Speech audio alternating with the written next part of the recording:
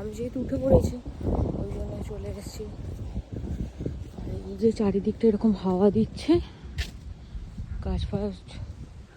গাছ দুলছে, যে ওয়েদার খুবই খারাপ। সকাল থেকে উঠেই দেখছি হাওয়া দিচ্ছে, বেলা হলে ঠিক হয়ে যাবে, যেন বেলা করে এসেছি। আজকে স্যাটারডে, শনিবার, একটু লেটও আছে বেরোনো, ওই জন্য দেরি হয়েছে, চলে এসেছি। আজকেও প্রচুর ঠান্ডা, রোজই ঠান্ডা থাকছে, আজকে হাওয়াটা দিচ্ছে বলে আরও বেশি ঠান্ডা লাগছে। ঠিক আছে, ওদিকটা আরও হাঁটতে যাই। এই হচ্ছে এই দিকের ওয়েদার। এই দিকটা পুরো তো এমনিতেই ফাঁকা থাকে, অন্যান্য দিন একটা দুটো লোক থাকে, সেটাও নেই, মানে আজ পুরো ফাঁকা বলতে গেলে। তো আমি ওই সামনে অবধি হাঁটবো, হেঁটে ব্যাক করবো, মানে এই দিকটা পুরো ফাঁকা, বা ওই দিকটা চলে যাবো। বিশাল হাওয়া দিচ্ছে আজকে।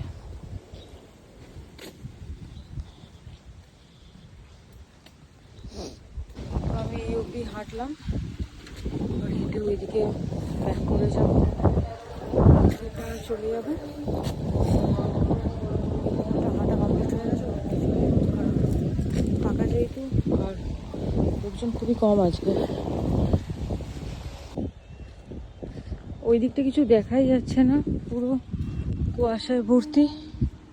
ওই দিকটা কিছু দেখাই যাচ্ছে না, পুরো কুয়াশায় ভর্তি।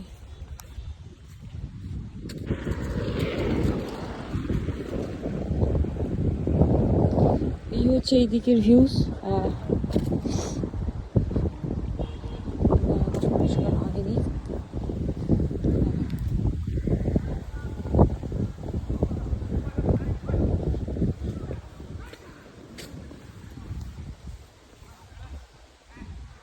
আমি ওই দিকটা হেঁটে নেতাজি পার্কের ওই দিকটা হেঁটে আমি দিকতে চলে এসেছি, মানে চড়িয়ালের দিকটা।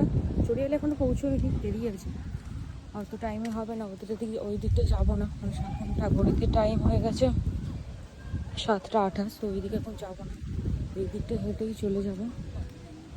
তো ভিউজটা আমি দেখাই আর একবার। সামনে দুটো টকি ভাই দাঁড়িয়ে আছে,